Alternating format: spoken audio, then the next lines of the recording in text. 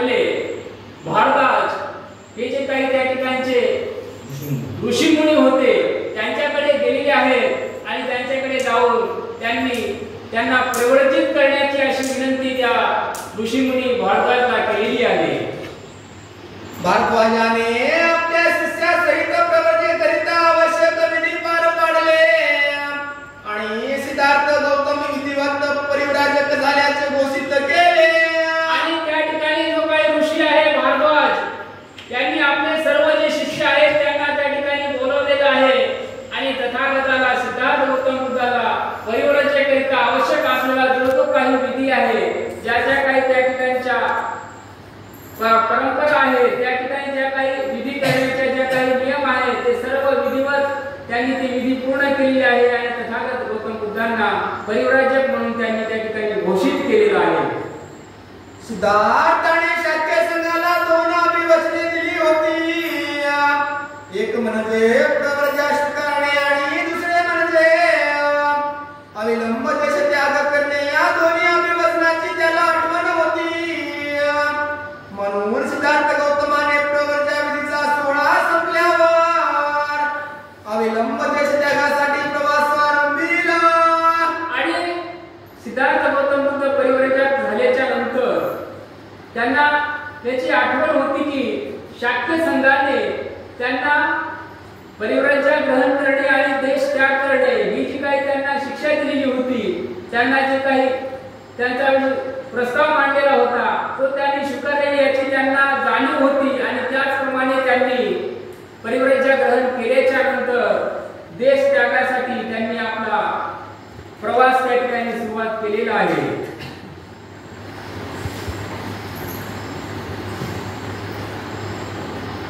आश्रमात एकत्रित झालेला जनसमुदाय खूप मोठा होता.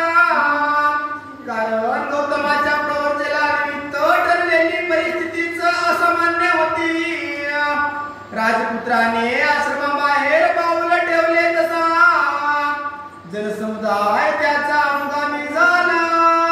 आणि तथागत सिद्धार्थ गौतम बुद्ध त्या ठिकाणी परिव्राजक झाल्याच्या नंतर त्यांनी पुढचा जो काही नियोजन आखलं होतं देश त्यागाचं आणि ते आश्रमाच्या वेळेस हा विधी पार पडला त्या ठिकाणी खूप मोठा जनसमुदाय तयार झालेला होता. सर्व जनसमुदाय त्या ठिकाणी त्यांच्या या परिव्राजकाकडे पाहत होता. आणि गौतम बुद्धांनी त्या ठिकाणी परिव्राजक घेतल्याच्या नंतर त्यांनी बाहेर निघण्याचा त्या आश्रमातून बाहेर निघणार होते त्याच वेळेस त्या आश्रमाबाहेर त्यांनी जसे पाऊल टाकले तसा तसा जनसमुदाय त्यांच्या मागे येऊ लागलेला आहे. त्यांच्याकडे आश्चर्यकारक नजरेने पाहू लागलेला आहे. त्याने कपिलवस्तूचा निरोप घेतला आणि अममा नदीच्या दिशेने वाटचाल आरंभली. मग वळून पाहता त्याला असे दिसले की जनसमुदाय त्याच्या मागोमाग येतोच आहे. आणि देश त्यागाच्या त्यांच्या निर्णयाचा ते अवलंब करत होते आणि तथागताने कपिलवस्तूचा निरोप त्या ठिकाणी घेतलेला आहे आणि अनोमा नदीच्या दिशेने ते वाटचाल करू लागलेले आहेत. त्या ठिकाणी ते त्या दिशेने जाऊ लागलेले आहेत. आणि पुढे काही कालाने पुढे गेल्याच्या नंतर त्यांनी मागे वळून पाहिले तर त्यांना असे दिसले की हा जनसमुदाय त्यांच्या मागोमागच येत आहे असे त्यांना चित्र मागे दिसलेले आहे. तो थांबला आणि जनसमुदायाला उद्देशून म्हणाला, बंधू आणि भगिनींनो, माझे अनुगामी होऊन काही लाभ नाही. मी शाक्य आणि कुलीय यांच्यातील वाद मिटविण्यात असफल ठरलो आहे. आणि हे जे काही जनसमुदाय तथागताच्या दिशेने मागे मागे येऊ लागलेला आहे तर तथागत त्यांना उद्देशून म्हणत आहेत, हे बंधूंनो, आपण माझ्या मागे मागे येत आहात त्याचं काही या ठिकाणी साध्य होणार नाही. मी कोली आणि शाक्य यांच्यामधील जे काही वाद उद्भवलेला होता तो वाद मिटवण्यासाठी ग्रहत्याग केलेला आहे आणि त्यामध्ये मी तो वाद मिटवण्यामध्ये असफल ठरलो आहे आणि म्हणून मी हा ग्रहत्याग केलेला आहे. जर तुम्ही दोन्ही पक्षातील विवाद मिटविण्यासाठी जनमत जागृत करू शकलात तर कदाचित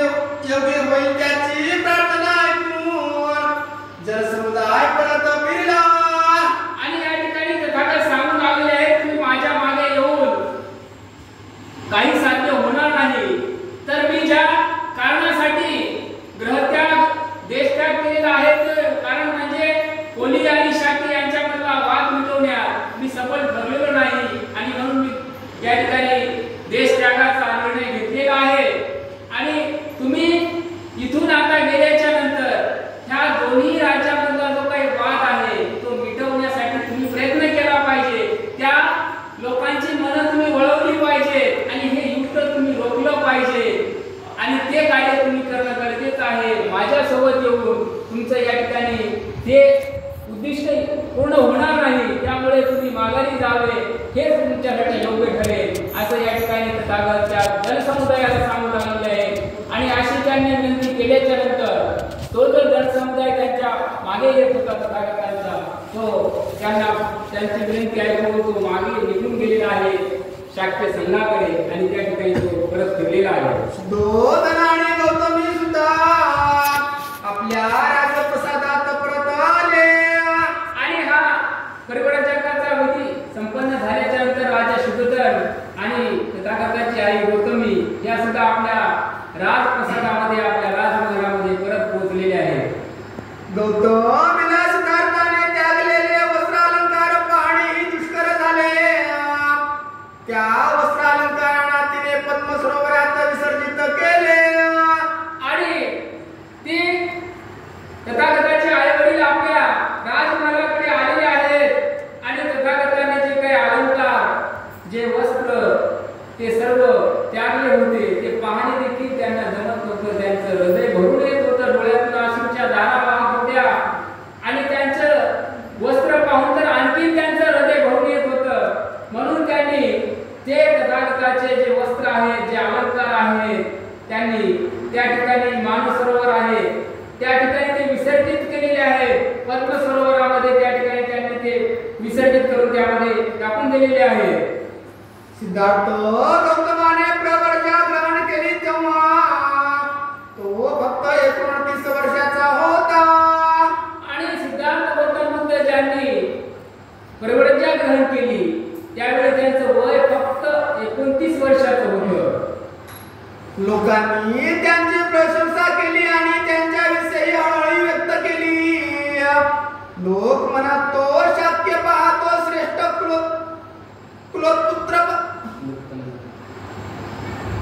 लोक म्हणत तो शाक्य पहा तो श्रेष्ठ कुलोत्पन्न आहे, तो श्रेष्ठ मात्या पित्याचा पुत्र आहे, तो धनधान्य संपन्न आहे, तो अन्य यौवनाच्या भरात आहे, तो शील सौंदर्य आणि बुद्धिमत्ता यांचा मूर्तिमंत आदर्श आहे, तो वैभवात वाढला आहे. त्याने पृथ्वी तलावर शांतता नांदावी यासाठी मानवाच्या कल्याणासाठी आपल्या बांधवाशी संघर्ष केला. आणि या ठिकाणी तथागत भगवान गौतम बुद्धांनी हा जो काही परिव्राजा घेतलेली आहे अवघ्या 29 वर्षाच्या वयामध्ये आणि तारुण्यामध्ये त्यांनी हा निर्णय घेतलेला आहे. एवढ्या कमी वयामध्ये हे त्यांनी निर्णय घेतलेला पाहून त्या ठिकाणी उपस्थित लोकांनी त्यांची प्रशंसा केलेली आहे आणि हळहळही व्यक्त केलेली आहे.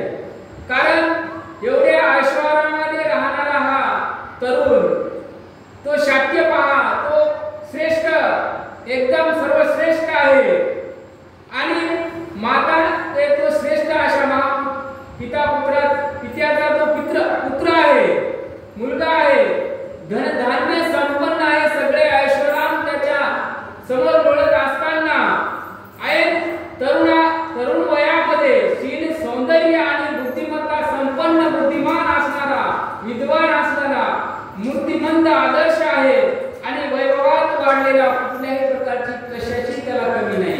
सर्व सुख त्याच्या पदरात लोळत असताना तो त्याने पृथ्वी तलावर शांतता नांदावी युद्धाचा त्यांनी विरोध केलेला आहे आणि मानवी जीवनाच्या कल्याणासाठी त्यांनी संघर्ष केला. आपल्या समाज बांधवाशी त्यांनी संघर्ष केलेला आहे आणि त्यासाठी त्यांनी एवढा मोठा निर्णय घेतलेला आहे परिव्राजा घेण्याचा आणि देश त्यागाचा.